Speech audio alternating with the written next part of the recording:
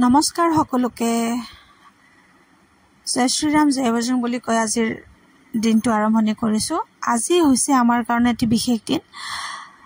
আজি হৈছে আমাৰ ল'ৰাৰ জন্মদিন আৰু যেহেতু জন্মদিন গতিকে আপোনালোকে জানে অকমান জন্মদিন বুলি ক'লে সদায় সকলোৰে কাৰণে বিশেষ দিন এটি হয় আৰু তাকো ধুনীয়াকৈ গা চা ধুই কিনে ভগৱানৰ ওচৰত ধূপকাঠি এডাল জ্বলাই দিব দিলোঁ আৰু ভগৱানৰ আশীৰ্বাদ ল'বলৈ তাক ক'লোঁ।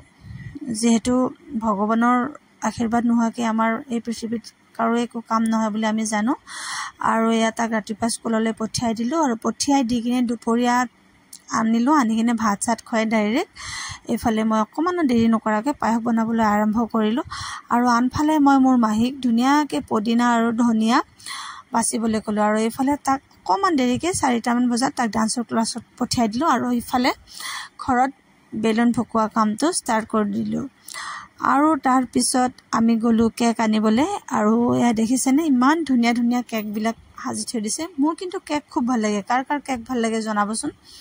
আৰু এইটো হৈছে তাৰ কেক। যিহেতু তাৰ 2টা কেক অৰ্ডাৰ কৰিছিলোঁ, এটা ডান্সৰ ক্লাছত কাটিম বুলি ভাবিছিলোঁ আৰু এটা ঘৰত কাটিম বুলি ভাবিছিলোঁ। এইটো এটা হল কেক আৰু এনেকৈ কেকখিনি আমি ধুনীয়াকৈ লৈ আহিলোঁ।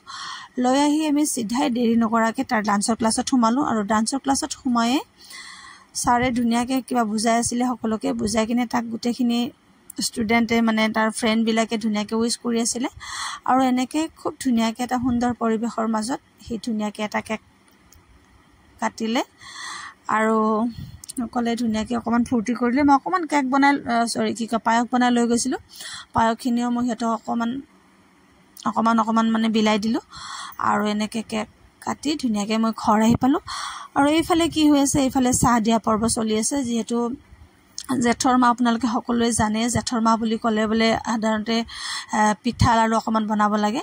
এনেকৈ চাহ তাহ দিলোঁ। দি কিনে আইতাকে কি কৰিছে, ঘৰতে ধুনীয়াকৈ নামঘৰত এখন শৰাই দিছিলে, শৰাই এভাগ দিছিলে আৰু যিহেতু জন্মদিন বুলি ক'লে শৰাই এভাগ খুব দৰকাৰী হয় সকলোৱে জানে। আৰু এইফালে দেখিছে আমাৰ মাইনা টিকলি মাইনাজনী, তাইও ধুনীয়াকৈ দাদাকৰ জন্মদিন উপলক্ষে ভগৱানৰ ওচৰত সেৱা জনাইছে আৰু আইতাহঁতে এনেকৈ সেৱা জনাইছে। আমি সকলোৱে মিলি চোতালত এনেকৈ ধুনীয়াকৈ সেৱা এভাগ জনালোঁ। আপোনালোকে আশীৰ্বাদ কৰিব যেন তাৰ অনাগত দিনবোৰ সদায় ভাল হৈ সুকলমে পাৰ হৈ যায়। আৰু এইফালে আইতাকে ধুনীয়াকৈ প্ৰসাদ বিলোৱাত ব্যস্ত হৈ গৈছে আৰু এনেকৈ এইফালে ৰান্ধনীয়ে কি কৰিছে, মাংস বনোৱা ষ্টাৰ্ট কৰিছে আৰু আনফালে তাৰ লগৰ সকলোবোৰ আহি কিনে কি কথা পাতিছে নাজানো আৰু খুব ফূৰ্তি আৰু মুঠৰ পৰা কেক কাটিবলৈ ৰেডি হৈ আছে। কেতিয়া কাটিব সকলোৰে মনত এটাই চিন্তা যে কেক কেতিয়া কাটিব। আৰু আনফালে আলহীবিলাকে ধুনীয়াকৈ চোতালত ফেন এখন বহি একদম লেকচাৰ মাৰিছে যিমান পাৰে আৰু এইফালে ধুনীয়াকৈ ফাইনেলি কেক কটা পৰ্ব আহি পালে আৰু কেকটো মানে সাজি কিনে কাক ৰৈ আছিলোঁ নাজানো, কিন্তু চবেই সকলোৱে ৰৈ আছিলোঁ।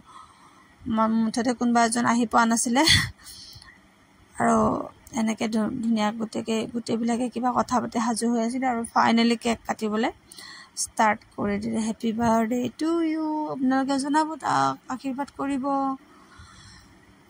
এনেকৈ সকলো ভাল লাগে ন, সকলোৰে কাৰ কাৰ বাৰ্থডে ভাল লাগে জনাবচোন। মোৰ কিন্তু বাৰ্থডেটো ভাল লাগে, মোৰ বেলেগৰ বাৰ্থডেও ভাল লাগে আৰু মোৰ নিজৰ বাৰ্থডেটো ভাল লাগে। বাৰ্থডে বুলি ক'লে সদায় স্পেচিয়েল হয়। আৰু বাৰ্থডে কেক কাটিয়ে টিকলি মাইনাক অকণমান মুখত দি দিলে আদি কিনে এইফালে আনফালে আইতাক আছিলে, আইতাকো অকণমান মুখত দিলে। কেমেৰা কোনে কৰিছে নাজানো, কেমেৰা যে কৰিব একদম জানা নাই আৰু এইফালে ফ্ৰেণ্ডবিলাককো অকণমান মুখত দি দিলে।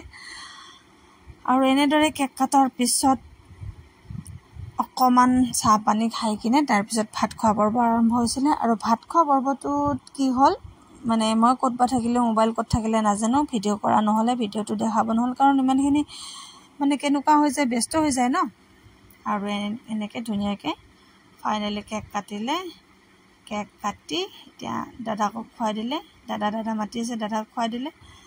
এইফালে মোবাইল কোনে ধৰিছিলে মই কৈছোঁনে নাজানে, এইফালে তেৰা কৰি দিলে মোবাইলটো। তাই নিজেও খালে, এইবাৰ পাপাকক খুৱাই দিব। পাপাক মানে আচলতে আমাৰ মানে দেওৰৰ টিকলি হয়। এতিয়া দাদাকক ক'ব যে পাপাকক খুৱাই দিয়া, পাপাকক খুৱাই দিব এনেকৈ ধুনীয়াকৈ। আৰু এনেদৰে বছৰটি শেষ হৈ গ'ল। নেক্সট বছৰ আহিব, অহা বছৰ আপোনালোকে আশীৰ্বাদ কৰিব। পাপাকক খুৱাই দিব দিছিলে, পাপাকক খুৱাই দিলে। তো এনেদৰে আমাৰ বাৰ্থডে চেলিব্ৰেশ্যন হৈ গ'ল। গতিকে আশীৰ্বাদ কৰিব সকলোৱে যেন অনাগত দিনবোৰ